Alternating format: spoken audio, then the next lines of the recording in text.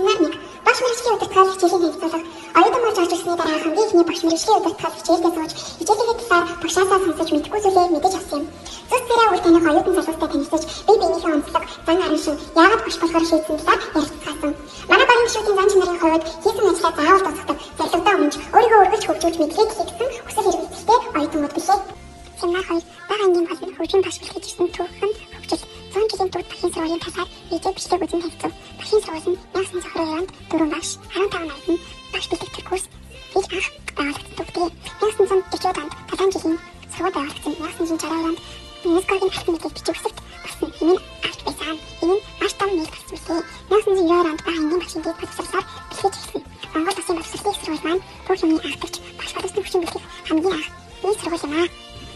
Семинар 3. Багш бэлтгэх сургуулийн хэлбэрийн танилцуулга. Нэгдүгээрт нь сургалтын төлөвлөгөө, судлах хичээлийн нэр код, англи, үйлрэл, киртик, хичээлийн хэлбэр, тасамж холбоо, цагийн задраа сонгох боломж зэргийг маш нэгэн тодорхойлсон дээр бичиг. Хоёрдугаарт нь оюутнуудын төлөвлөгөө, хэлбэрээр эзэмших 132 киртикийг нэг үйлрэлд 15-аас 21 киртикийг доошгүй судлахаар талаан үйлрэлд хуваа оюутанд санал болгож буй хэлбэршүүлсэн сургалтын төлөвлөгөө. 3-дугаарт киртик, 4-дүгээр хичээлийн хөтөлбөр, 5-дугаарт үнэхий сурвалжил, 6-дугаарт багш боловсролын сурвалжил, 7-дугаарт мэргэжлийн хичээл, заавал сурталчилах хичээл, сонгон судалдах хичээл, залхамж холбоо 3. Семинар 4. Багш бэлтгэх сургуулийн оюутан бусад мэргэжлийн оюутнаас ялгарх онцлог. Дэд боловсролын мөн чанар нь төрөөс боловсролын үндэсний зочин олон улсын нийтлэг жишээг хандлагад нийцүүлэн нэгэнд дэд боловсрол олгоход оршино. Их сургууль, дэд сургууль, коллежийн багшийн галбанд шална, профессор, дэд профессор, ахлах багш, дадлагжигч багш байна. Сурагчид нь оюутан магистрант, докторант байна. Багш бэлтгэх сургуулийн оюутан бусад мэргэжлийн оюутнаас ялгарх онцлог нь багш хүнтэй харьцдаг, мэдлэгээ дамжуулж хүүхдийг саян гэгээр хүлэхэд тусалдаг буянд хүн юм. Харин бусад мэргэжлийн жишээ татвал инженер хүн нь техник технологи, амьгүй үйл зүйлтэй харьцдаг хүн юм. Үүгээрээ л ялгаж байгаа юм. Гэхдээ мэргэжилт хүн нийгмийн сайн сайхны, хүний сайн сайхны төлөө байдаг учраас гайхалтай зүйл билээ. Семинар 5. Багшийн ажил мэргэжлийн онцлог. Багш хүн байж болохгүй муу чанарууд нь өөрийн бодлоо тулгадаг, хоёр хүүхдийн нийгмийн харьцуулдаг, ялгарлан хадгалах гэх мэтчлэн чанарууд юм. Багш хүн байх хэрэгтэй сайн чанарууд нь үлгэр дуурайлалтай, компьютер гадаад хэлний мэдлэгтэй, хаяада сэтгэл зүйч байж чаддаг, арга зүй дидактик зэрэг юм. Багшийн мэргэжил юу гэдэг? Ямар ажил вэ? Багш хүн бэлтгэвэл сурагч бол тэтгэлийн цагаан утсан. Цагаан утас нь бэхээр юу бичин тэр ажиллахгүй мөр болж үлддэг. Үүнтэй адил багш хүүхдэд амьдрал болон боловсролын мэдлэгийг хэрхэн заан тэр чиглүүлсэн замаар үргэлжлүүлсээр байх болно. Багш хүн гэдэг нь дийлэнх мэргэжлийг өөр дагуулсан хөтөж юм шүү. Семинар 6. Нийгмийн хөгжил багшийн үзүүлэх үүрэг. Амьдрал маш олон сайхан мэргэжил байдаг. Мэргэжилт хүн өөрийн гэсэн онцлогтой, эмч хүн эмчилдэг, дуучин дуулдаг, барилгачин байшин барина, ойдчин хувц суралцдаг. Харин энэ бүхний суурийг нь тавьдаг хүн амьд бурхан багш билээ.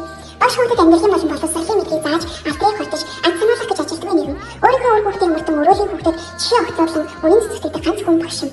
1990 оны үед тэр үеийн багшийн мэргэжил нийслэлэг институтын арга зүйч зэрэгт нь ихийг бэлэнгөр дуулахаас хэрэмжлэх нь Монгол ёс. Эрдэм мэдлэг оюун ухааны их бэлэнгэрт бол булаг шам бэлэнгэртээс илүү гонигц түүхийг хүлээж болцсохгүй юм. Гашуун үг хэлсэн билээ.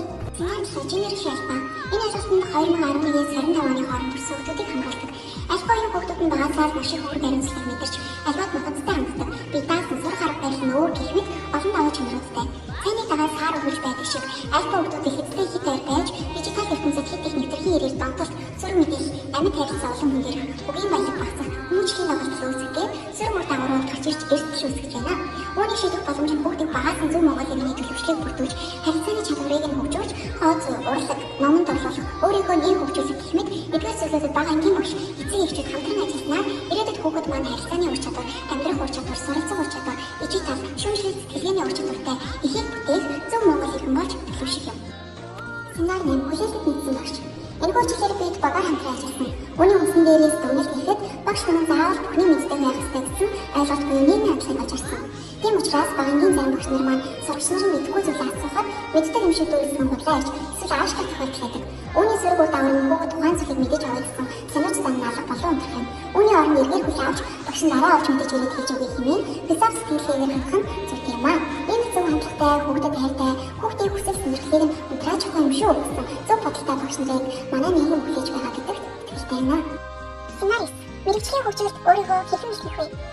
Хүн мэргэжлийн хөгжилд өөрийгөө бэлтгэхдээ төлөвшил хамгийн чухал гэдэг. Өөрийгөө хэрхэн бэлтгэх вэ? Би хүний ерөнхий шинж төлөвлөсөн байх, өөртөө итгэлтэй, харилцааны ёс зүй, шинжлэхдэг чадвар, асуудлыг олон талаас нь иж бүрэн авч үзэх чадварууд чухал юм. Мэргэжлийн хөгжилд өөрийгөө бэлтгэхийн давуу тал нь ирээдүйд ажилд орсныхоо дараа илүү их заах, сургах, шинжлэх зүйлсийг харах хэрэгтэй болдог. Сул тал нь болохоор өөрийгөө бэлтгэх явцдаа шантрах гэх мэт асуудлууд гарч ирнэ.